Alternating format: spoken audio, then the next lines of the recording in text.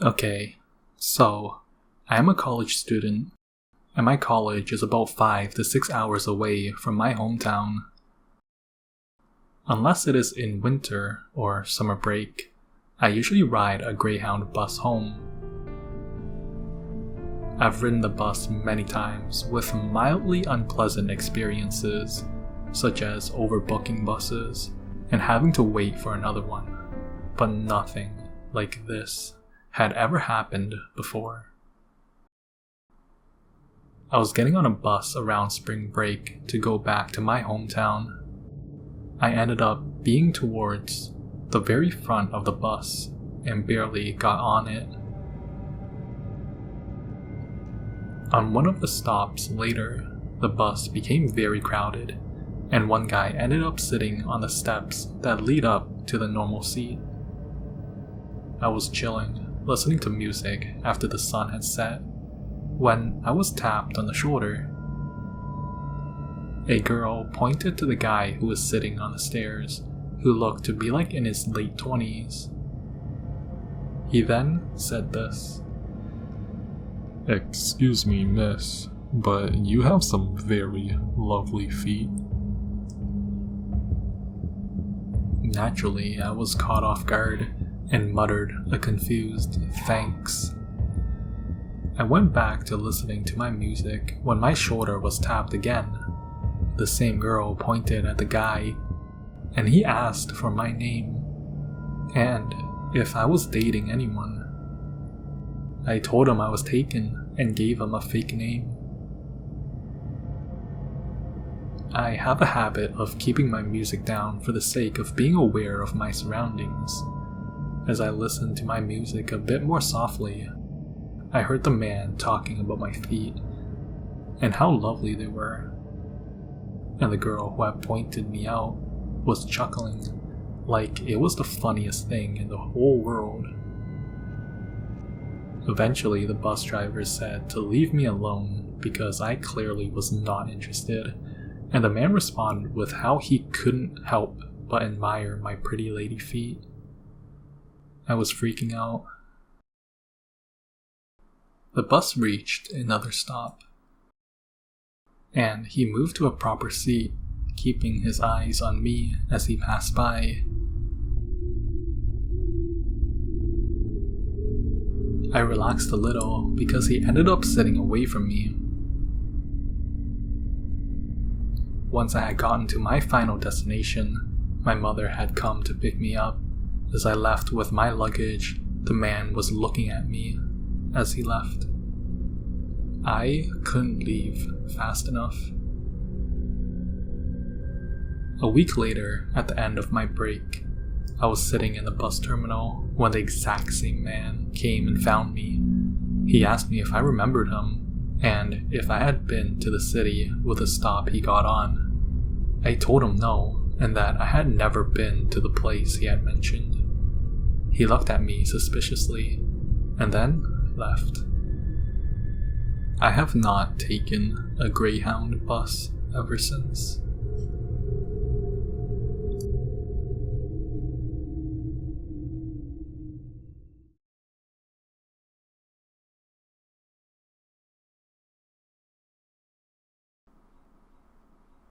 A few years ago, I went on vacation with a friend to a resort in a popular spring break area. Although I was in the typical spring breaker age, I avoided people my own age. Instead, I enjoyed hanging out with adults at the pool bar.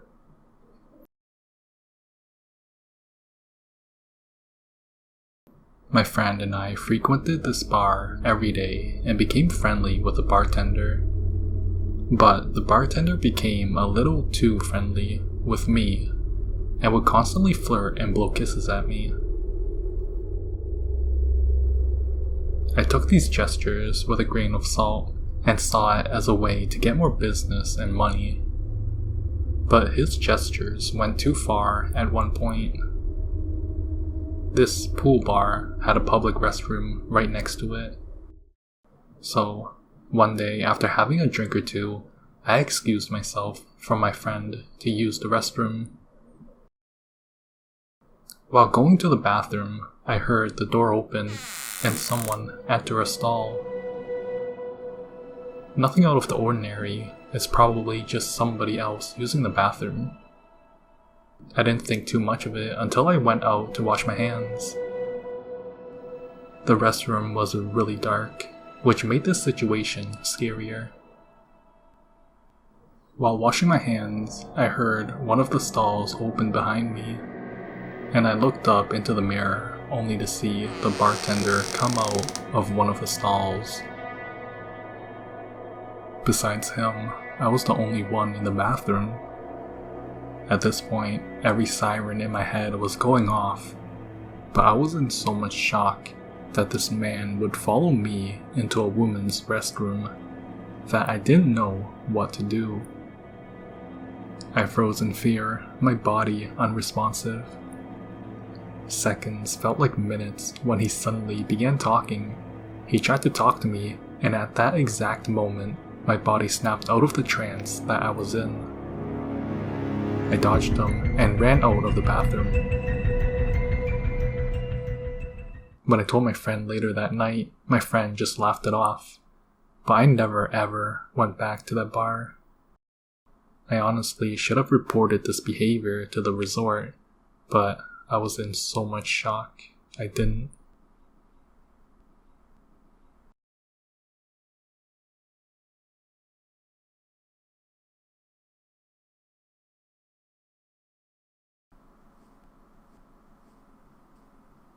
This happened to me while I was on spring break vacation at my friend's condo in Florida.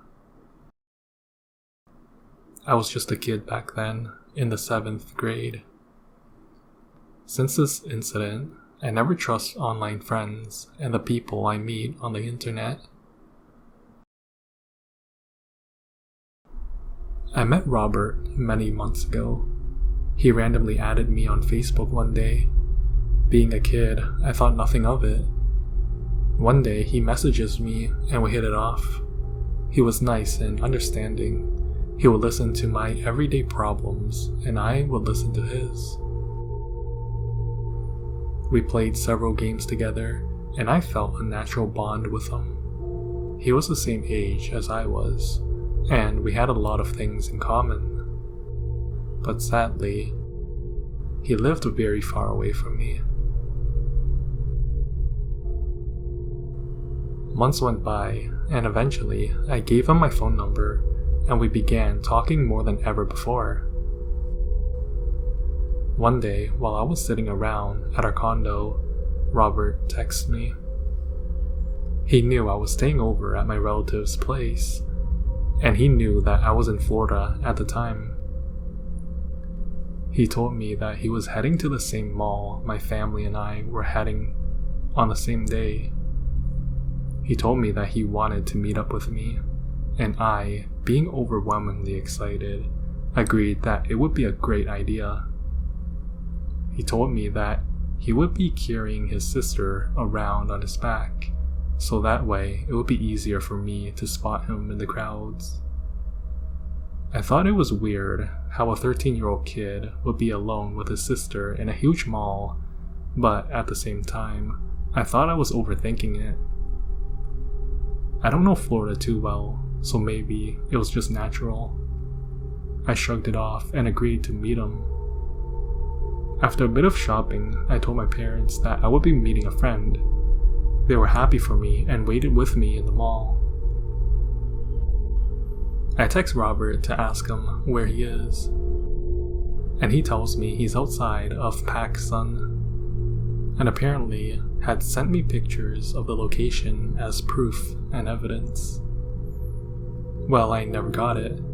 I told him that too, but he told me that maybe my cell service was just bad and it didn't load for me. After waiting for nearly an hour, my parents became fed up and forced me to call him. I did, and I will always remember what I heard on the other side. On the other end of the phone was a deep man's voice, way too deep to be a 13-year-old kid. Hey, kid, Where are you? I'm getting pretty pissed off. He had a menacing tone. Without even saying a word, I hung up on him and ran towards the mall entrance to where my parents were. I told them that the person on the other end of the phone was not a 13-year-old kid and was some old man, and that I felt really scared. He knew everything about me, and I knew nothing about him. My parents texted his number and threatened him to the police. All he said was, "Screw this, I'm walking home." Nothing ever came out of it, and I'm so glad my parents did what they did. Now, looking back in hindsight, I realized that maybe there were a lot of red flags that I had overlooked. But I'm just glad my parents were there with me. Ever since then, I've become overly aware of who I meet online, whether it be from social media or from gaming. And one thing is for certain: never, ever tell someone you personally don't know where you are or where you're headed.